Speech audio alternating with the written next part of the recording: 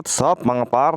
So for today's video ay pupunta tayo ngayon sa ating kaibigan.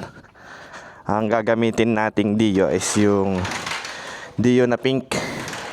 Dahil may kukunin tayong pyesa, pupuntahan natin yung kaibigan natin na umuwi galing Saudi Arabia. Yun yung sinasabi natin na nagpa-uwi ng drum na Dio nung nakaraang video, no? Papanda rin natin tong Dio natin. Sana umandar pa kasi na-stuck na naman to. Pinagbabawal na teknik.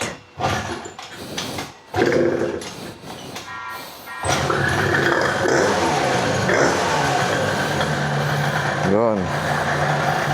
So gagamitin natin tong pink na Dio. And tara, samahan nyo akong tignan yung mga pyesa ni Boss May.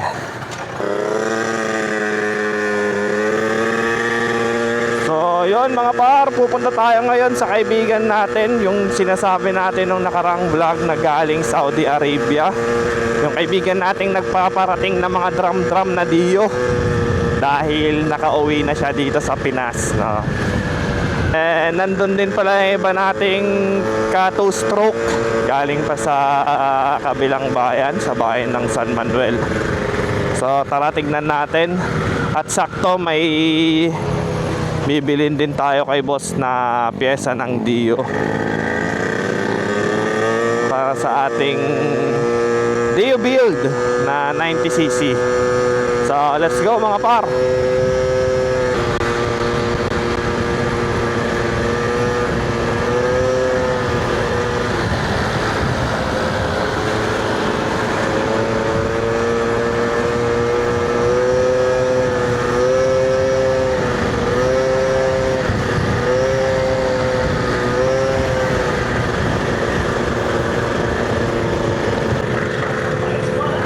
So dito lang yun pala sa bayan ng San Mateo, yung pupuntahan nating tropa.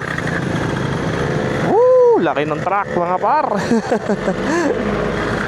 So liko lang tayo dyan. Then nandito rin pala ibang tropa natin, no? Daming tao.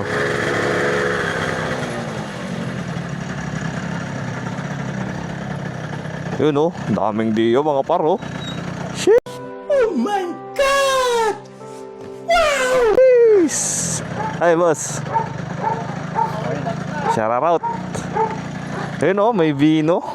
Wow naman! Wow! Wow!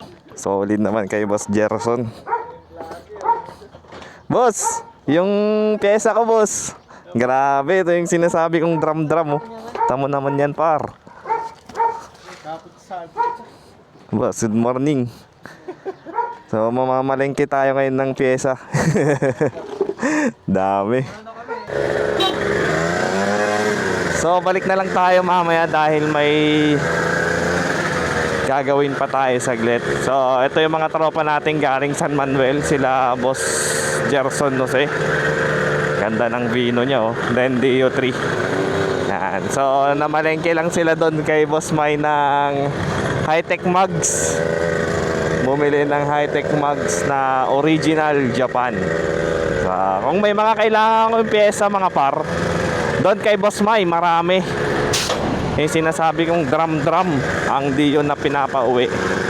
So yung mga pyesa niya na pinapauwi is galing Saudi Arabia dahil doon siya nag-work. Then sideline lang ni Boss May yan pagtitinda ng Dio pag nakauwi siya galing Saudi. So balik tayo doon mamaya mga par, dahil may gagawin lang tayo saglit.